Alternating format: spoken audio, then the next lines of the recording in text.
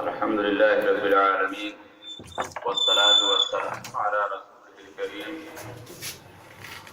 وعلى آله وأصحابه أجمعين إلى يوم الدين. أما بعد، إن خير الحديث كتاب الله وخير الهدي هدي محمد صلى الله عليه وسلم وشر الأمور محدثاتها وكل محدثة بدعة وكل بدعة ضلالة وكل ضلالة في النار أو كما قال عليه الصلاة والسلام.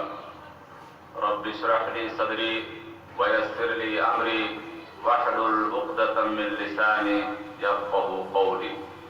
رب يسر ولا تعسر وتمم بالخير. تمام تعریف اللہ رب العزت کے لیے ہے. درود اور سلام ہو حضرت محمد صلی اللہ علیہ وسلم پر. حاضرین محترم، ہم اور آپ جس دین کو مانتے ہیں اسے اسلام کہا جاتا ہے، اور اسلام ایک ایسا دین ہے جو قیامت تک پوری انسانیت کے لیے طے کر دیا گیا ہے، اور قیامت تک ہر قسم کے انسان، کمزور تندرست، چھوٹے بڑے، کالے گورے، گرم ٹھنڈے، نہ جانے کتنے قسم کے انسان ہوں گے، سب کے لیے یہ دین قابل عمل ہے اور سب کے لیے یکساں اور آسان ہے. یہ دین فطرت کہا جاتا ہے، یعنی اللہ تعالیٰ نے جو فطرت بنائی ہے انسان کی، جو نیچر بنایا ہے، یہ بالکل اس کے مطابق ہے. یہی وجہ ہے کہ اسلام ایسی کسی بھی بات کو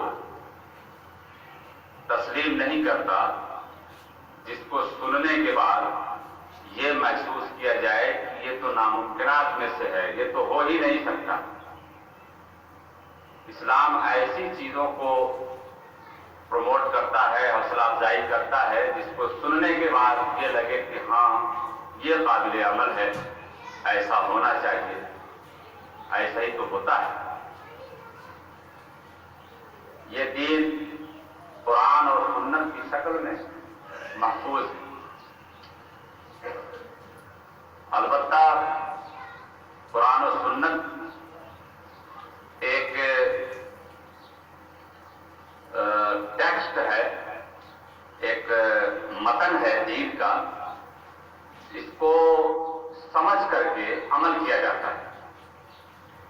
قرآن و سنت کو سمجھ کر کے عمل کیا جاتا ہے. اس کو سمجھنے کے لیے دنیا میں علماء پائے جاتے ہیں. علماء اس پر غور کرتے ہیں، اس سے نتیجہ نکالتے ہیں اور اسے قابل عمل بناتے ہیں.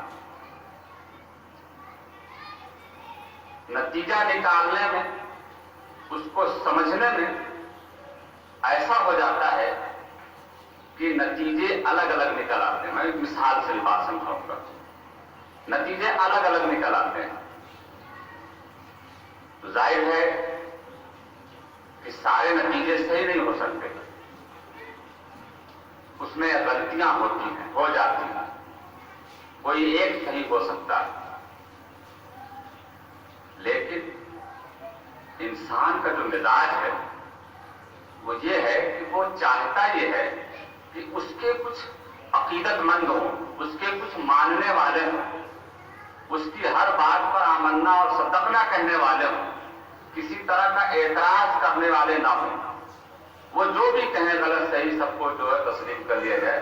یہ انسانی مزاج ہے، یہ اس کی اپنی انا ہے، اس کا تقاضا ہے. حالانکہ قرآن مجید نے بالکل کلیئر جگہ جگہ یہ بات کہی کہ بھائی دیکھو، تم جو کچھ بھی کرو گے اپنے لیے کرو گے. انسانوں سے کہا گیا کہ تم جو کچھ بھی کرو گے، شکر کرو گے اپنے لیے کرو گے، ہدایت تسلیم کرو گے تو اپنے لیے کرو گے، جہاد کرو گے تو اپنے لیے کرو گے، نیک کام کرو گے تو اپنے لیے کرو گے. یہ مطلب قرآن نے اس کو کئی جگہ بیان کیا.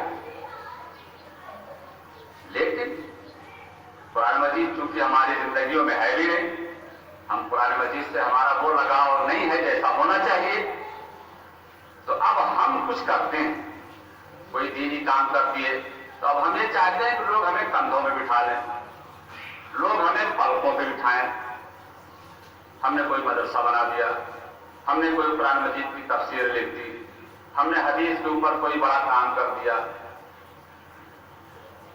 یا ہم بہت بڑا کورس کر کے چلے آئے دین کا. تو اب ہم یہ چاہتے ہیں کہ لوگ ہمارے پیچھے ہو جائیں, لوگ ہمارے عقیدت مند ہو جائیں. اللہ تبارک و تعالیٰ کیا کہتے ہیں کہ جو آپ کر رہے ہیں وہ اپنے لیے کر رہے ہیں. یعنی میں نے کتاب لکھی, تفسیر لکھی, حدیث کی شروحات لکھی, مدرسہ بنایا, تو اس میں میرا فائدہ ہے, میری آخرت بنے گی. میں دوسروں کو کیوں اپنا محتاج بناؤں, اپنا عقیدت مند بناؤں. دوسرا جو چاہے کرے میرے ساتھ, میرے سے محبت کرنا چاہے کرے, وہ اس کا اپنا معاملہ. لیکن ہم چاہتے ہیں کہ ایسا ہو. تو جب ہم یہ چاہتے ہیں تو پھر اس کا نتیجہ یہ ہوتا ہے کہ اگر کسی چیز کو سمجھنے میں غلطی ہو جائے تو بجائے یہ کہ اس پر غور کیا جائے, کسی اور سے کچھ سمجھنے کی کوشش کی جائے, ہم اس کے پیچھے پڑ جاتے ہیں کہ نہیں یہی صحیح ہے, یہی حق ہے. یہی اختلافات بعد میں مسلک کے نام سے وجود میں آئے. یعنی جو بڑے بڑے علماء ہیں, کہ کوئی پارٹی بنانے کو نہیں آئے تھے. جتنے بڑے لوگ ہیں, ائمہ ہیں, جو بھی ہیں, ان کوئی پارٹی نہیں بنے, تو بعد میں جو ان کے عقیدت مند ہوئے انہوں نے اپنی ایک پارٹی بنائی. تو اس طرح سے اس دین کے اندر بڑی خرابیاں پیدا کی لوگوں نے. ورنہ دین تو بالکل نیچرل طریقے سے بات تو جیسے سمجھی جاتی ہے. آج بھی آپ کو کسی مسئلے پہ اختلاف ہو جائے, کسی بھی مسئلے پہ, آپ کو کھیتی کرنی ہے, آپ کو گاڑی خریدنی ہے, آپ کو نالیاں بنوانی ہے, تو اختلافات ہو جاتے ہیں. کوئی اس طرح بتاتا ہے, کوئی اس طرح بتاتا ہے. تو اب ہم وہاں پارٹی کو نہیں بناتے, جماعت کو نہیں بناتے, غور کرتے ہیں کہ کس کی بات صحیح ہو سکتی ہے, پھر اسی پر عمل کر لیا جاتا ہے. تو اصل دین قرآن و سنت میں ہے, اس کو سمجھائے. میں ایک چھوٹی سی مثال دیتا ہوں, بالکل واضح مثال ہے. جیسے قرآن مجید میں شادی کے تعلق سے یہ بات فرمائی گئی ہے کہ جو عورتیں تمہیں پسند ہوں ان میں سے 2 2 3 3 4 4 کے ساتھ نکاح کر لو. قرآن مجید میں 2 2 3 3 4 4 کے ساتھ نکاح کر لو. یہ ایک بات ہے قرآن مجید. اس کو آپ کہیں گے کہ یہ قرآن ہے. اب ہم کو اس پر عمل کرنا ہے تو پہلے ہم اس کو سمجھیں گے کہ اس میں کہا کیا گیا ہے. تو اب سمجھنے کے لیے کچھ لوگ آئے. ایک نے اس طرح سے سمجھا کہ قرآن مجید نے کہا کہ بھائی مثنا و ثلاثہ و رباع 2 2 3 3 4 4, ایک کا نام نہیں دیا. اس کا مطلب یہ ہے کہ کم سے کم 2 تو لازم ہے, کم سے کم 2 شادیاں لازم ہے. ایک نے یہ نتیجہ نکال لیا. اب دوسرا کیسے کہے گا کہ بھائی تمہارا نتیجہ غلط ہے؟ کسی نے کہا کہ نہیں بھائی, اس میں دراصل یہ بات کہی گئی ہے کہ چونکہ یتیموں کا بیان چل رہا ہے, یتیم کے بچوں کی پرورش کا بیان چل رہا ہے, اور اللہ تعالیٰ یہ کہہ رہے ہیں کہ یتیموں کے ساتھ بہت ہی بہتر سلوک ہونا چاہیے اہل معاشرہ کا. پھر یہ کہہ رہا ہے کہ اب کوئی قلبی رشتہ نہ ہو تو بہت زیادہ اہتمام نہیں ہو پاتا, تو کیوں نہ ایسا کر لو کہ یہ جو یتیم بچے ہیں ان کی ماں سے شادی کر لو, 2 2 سے 3 3 سے 4 4 سے ان کی ماں سے شادی کر لو. تو پھر یہ تمہارے رشتے میں ہو جائے گی, اس کی ماں تمہاری بیوی ہو جائے گی. پھر ان کے بچوں کی پرورش تمہارے لیے ذرا آسان ہو جائے گی. پھر دونوں مل کر کے بچوں کی پرورش کر دینا. ایک نتیجہ یہ نکل گیا جو قرآن مجید کے بالکل طاقت رکھتا ہے. تیسرا کہے گا کہ بھائی اس میں نہ یہ بات ہے نہ وہ بات ہے, اللہ تعالیٰ نے کہا ہے اور کسی کو ضرورت ہو تو کر لے. تو ساری چیزیں لگ بھگ اسی کے ارد گرد ہیں جو قرآن میں بیان ہوا ہے. اب یہ تین طرح کی رائے ہو گئی ہیں, تو اب اگر کوئی عقیدت مند ہے پیچھے تو وہ اپنا الگ لے کے کھڑا ہو جائے گا, اپنا الگ لے کے کھڑا ہو جائے گا, پھر اسی میں اس طرح کی بات ہے. یہی ہے اصل میں مسالک. اس میں کچھ چیزیں غلط ہو سکتی ہیں, کچھ چیزیں ایسی ہیں جس میں 2-3 بھی صحیح ہو سکتا ہے, کچھ چیزیں ایسی ہوں گی جس میں صرف ایک صحیح ہوگا. یہ ہے ہمارے یہاں اختلافات. کبھی کبھی آپ سنتے ہوں گے بھائی سب لوگ حدیث پیش کرتے ہیں, سب لوگ تو قرآن ہی پیش کرتے ہیں. جس کے پاس دیکھو قرآن ہے حدیث ہے, بات بالکل صحیح ہے. ہر ایک کے پاس قرآن حدیث ہی ہوتا ہے, نتیجہ اس سے جو نکالا گیا ہوتا ہے وہ درس و غلط ہو جاتا ہے. تو اللہ کا دین جو ہے وہ بالکل فطری دین ہے. اس کو سمجھنے میں اہل علم کا اختلاف ہو جاتا ہے, تو پھر ہم کو لگتا ہے کہ اس میں بڑی مشکلات ہیں. کوئی مشکل نہیں ہے اگر ذہن ہمارا کھلا ہو, ہم تھوڑا مطالعہ کرنے والے ہوں, یا کئی علماء سے بات چیت کر سکتے ہوں, لوگوں سے ہمیں محبت اور ہمدردی ہو. ہم تو ایک دوسرے سے نفرت کرنا جانتے ہیں. ہماری جماعت یا مسلک کا نہیں ہے تو پھر ہم اس سے نفرت کریں گے. دوسرے گروہ کا ہے تو وہ ہمارے یہاں نہیں آ سکتا. ہمارا مزاج یہ ہے. ہمیں قرآن مجید نے کہا کہ بھائی جتنے مومن ہیں وہ بھائی ہیں, انما المؤمنون اخوہ. بھائی کس طرح کے بھائی لوگ ہیں کہ اپنے ہی جیسے شکل صورت والے, کرتا پاجامہ, داڑھی, ٹوپی, مدرسے کی ڈگری, دینی جلسہ, لیکن صاحب ان کا منہ ادھر ہے, ان کا منہ ادھر ہے. قرآن مجید جگہ جگہ کہتا ہے کہ بھائی لا تفرقوا, فرقے مت بنایا کرو بھائی, فرقے میں مت پڑو, مل کر کے واعتصموا بحبل اللہ جمیعا ولا تفرقوا. اللہ کی رسی کو, اللہ کے دین کو مضبوطی سے تھامے رکھو, فرقہ نہ بناؤ گے. ایک دوسری جگہ کہا گیا کہ ایک فرقوں میں بٹ گئے, پھر اس فرقوں میں الگ الگ شاخیں بنا کے بٹ گئے لوگ. اس کو بھی قرآن نے بیان کیا ہے. یہ بالکل عام بات ہمارے پاس ہو گئی ہے, ہمارے لیے ہو گئی ہے. یہی وجہ ہے کہ ہر آدمی پریشان ہے. میں نے پچھلے خطبے میں آپ کو کچھ اشارے دیے تھے, اسی کی اگلی کڑی کے طور پر یہ باتیں ہیں. یہ دین بالکل آسان ہے, بالکل قابل عمل, لیکن اسی وقت ہوگا جب آپ قرآن مجید سے اپنا رشتہ مضبوط کریں گے. کیونکہ اس کے بغیر آپ صحیح نہج پہ جا ہی نہیں سکتے. قرآن مجید کو اگر آپ اوپر نہیں رکھیں تو آپ دین کو صحیح نہج پر نہیں پا سکتے. اس کے بعد چاہے آپ کتنا بھی کہیں کہ ہم عشق رسول میں ڈوبے ہیں, حدیث رسول میں ڈوبے ہیں, یا کسی چیز میں, بنیاد قرآن مجید یہ بنیاد ہے. اس کے بعد بقیہ چیزیں ہم نے اس بنیاد کو چھوڑ دیا. قرآن مجید کا مطالعہ کریں گے. ابھی آج صبح کے درس میں بات آئی تھی, اہل کتاب یہودی, ان کو نبی کریم صلی اللہ علیہ وسلم سے الرجی تھی. آپ کی پوری دعوت سے انہیں بڑی گھٹن ہوتی,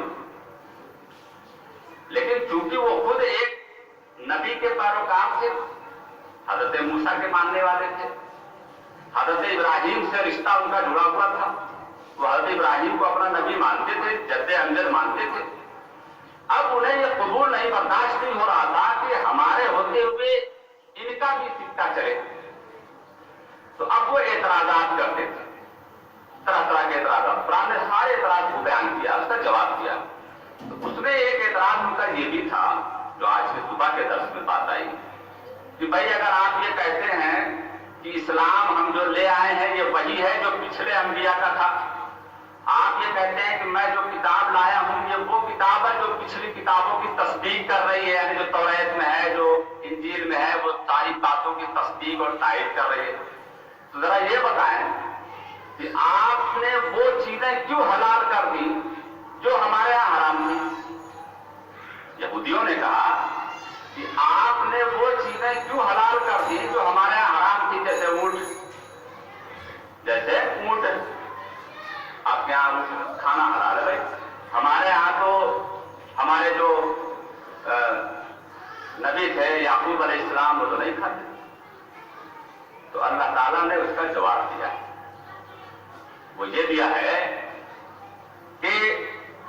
اسلام میں جو چیزیں حلال ہیں یہ چیزیں پہلے بھی حلال تھیں، یہ چیزیں پہلے بھی حلال تھیں، کبھی حرام نہیں تھیں۔ البتہ یعقوب نے اسرائیل، یعقوب علیہ السلام کا لقب جو ہے وہ اسرائیل ہے، انہی کی اولاد بنی اسرائیل کہی جاتی ہے، یہودی عیسائی سارے بنی اسرائیل کہے جاتے ہیں، یعقوب علیہ السلام کی نسل ہے۔ وہاں اسرائیل نے اپنے من سے کچھ چیزیں اپنے اوپر حرام کر لی تھیں توریت آنے سے پہلے۔ یہ ذوق کی بات ہے، حضرت یعقوب علیہ السلام کو کچھ چیزوں کے بارے میں ذوق ان کا نہیں ساتھ دے رہا تھا۔ ذوق ہوتا ہے نا، جیسے نبی کریم صلی اللہ علیہ وسلم ایک مرتبہ ایک دسترخوان پر تشریف فرما تھے، گوشت پک کے آیا ہوا تھا، آپ کو کچھ ڈاؤٹ ہو گیا، پوچھا بھائی یہ کیا کس چیز کا گوشت ہے؟ لوگوں نے بتایا کہ یہ ذبح ہے، جس کا ترجمہ ہم اردو میں گوشت کرتے ہیں، یہ ذبح ہے۔ آپ نے کہا ٹھیک ہے تم لوگ کھاؤ، آپ نے کہا ٹھیک ہے تم لوگ کھاؤ۔ خالد بن ولید رضی اللہ تعالیٰ عنہ اس دسترخوان پہ موجود تھے، انہوں نے کہا کہ اللہ کے رسول کیا یہ حرام ہے؟ حضور نے کہا نہیں حرام نہیں ہے، میری طبیعت نہیں کہے۔ یہ مزاج ہوتا ہے، فرشتوں کا ایک مزاج ہے۔ جیسے آپ نے سنا ہوگا کہ نبی کریم صلی اللہ علیہ وسلم کے گھر میں آپ کے تخت کے نیچے کتے کا بچہ تھا، بلا، بھائی بستیوں میں رہتا ہے، وہ آتا جاتا ہے گھروں میں، حضور کے گھر میں بھی آتا جاتا تھا۔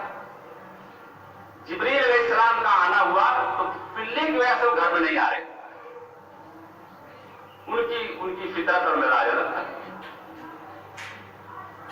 ایسا نہیں ہے کہ فرشتوں کو کتوں سے نفرت ہے، کسی گاؤں میں کتے ہو تو وہاں فرشتے نہیں آئیں گے، ایسا نہیں، فرشتے تو اپنا کام کریں گے، لیکن حضرت جبریل کے مزاج میں جو نازکی تھی اس کی وجہ سے آ رہے تو حضور نے اس کو نکالا، حالانکہ حضور کے گھر ہی میں تھا، تخت کے نیچے بیٹھا ہوا۔ تو حضور نے کہا کہ نہیں میری طبیعت نہیں کہہ رہی۔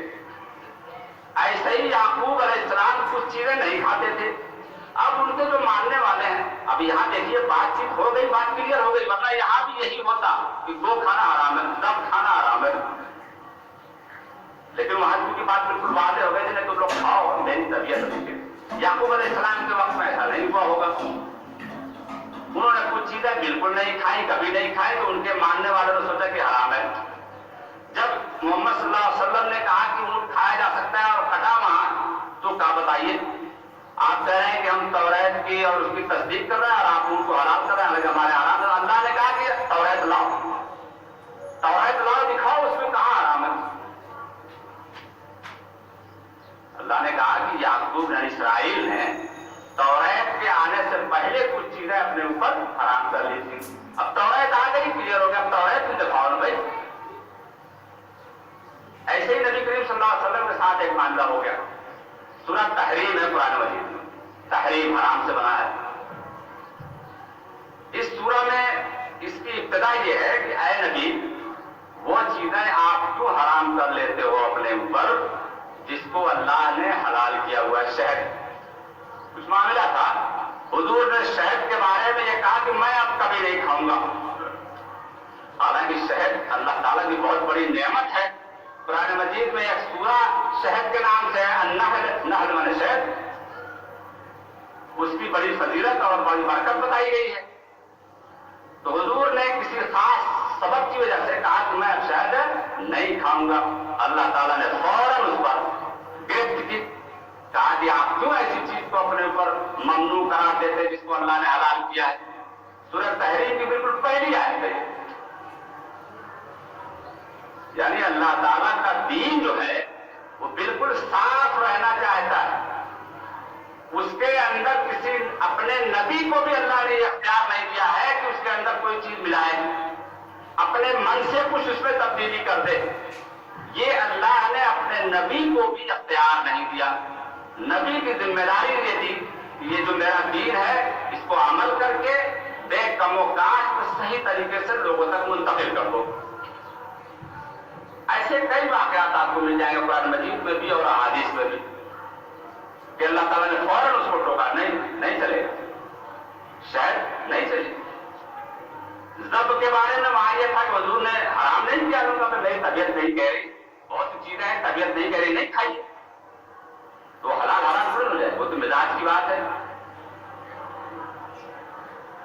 تو اللہ تعالیٰ کا دین جو ہے وہ بالکل صاف اور بڑی، اب اس میں جب ہماری بات، آپ کی بات، ان کی بات، تب جا کر کے یہ لگا کہ یار یہ کون سا دین ہے جس کی کوئی کد سیدھی نہیں۔ نماز کے اوپر بھی ہم بیان کر رہے ہیں، تھوڑا تھوڑا بات بتاتے رہتے ہیں، بتاتے رہیں گے، نماز کے بارے میں کوئی کد سیدھی نہیں۔ اس کی وجہ یہی ہے کہ اس کے بیچ میں ہم ہیں، صرف اللہ اور اس کے رسول ہوتے تو اتنا مسئلہ نہ کھڑا ہوتا، لیکن چونکہ ہم ہیں بیچ میں، آپ ہیں بیچ میں، وہ ہیں بیچ میں، تو اب کل سیدھی نہیں ہو سکتی۔ تو سیدھی کرنا ہے اپنے دین کو، تو پہلے آپ قرآن مجید سے اپنا رشتہ مضبوط کر لیجئے۔ میں نے کہا کہ دنیا میں بے شمار کتابیں ہیں، بے شمار علماء ہیں، بے شمار ائمہ ہیں، بے شمار کتابوں کی شروحات ہے، تو آپ کس کو مانیں گے، کتنے کو پڑھیں گے، کتنے سے عقیدت رکھیں گے؟ سب سے نہیں رہ سکتے، سب کو نہیں پڑھ سکتے، تو مطلب کیا ہے بھائی کہ کس کو ہم پڑھ سکتے ہیں؟ تو اللہ تعالیٰ نے ایک نصاب بنایا ہے، وہ قرآن مجید۔ قرآن مجید جب آپ پڑھیں گے تو جب وہ کہے گا کہ 2 2 3 3 4 4 سے شادی کر لو، زکوٰۃ دو، چوری مت کرو، غیبت مت کرو، تو پھر آپ کا ذہن کہے گا کہ بھائی یہ غیبت کیا ہے، چلو حضور کی زندگی میں دیکھتے ہیں۔ تو اس طرح سے ان کی چیزیں، وہ قرآن کی باتیں آپ حدیث میں، حضور کے اسوا میں، اس طرح سے آپ کی لائف جو ہے بڑی مختصر ہو جائے گی۔ پھر یہ کہ جو ہے یہ منانا ہے کہ نہیں منانا ہے، ان کے پیچھے چلنا ہے کہ نہیں چلنا ہے، وہ ساری چیزیں ختم ہو جائے گی۔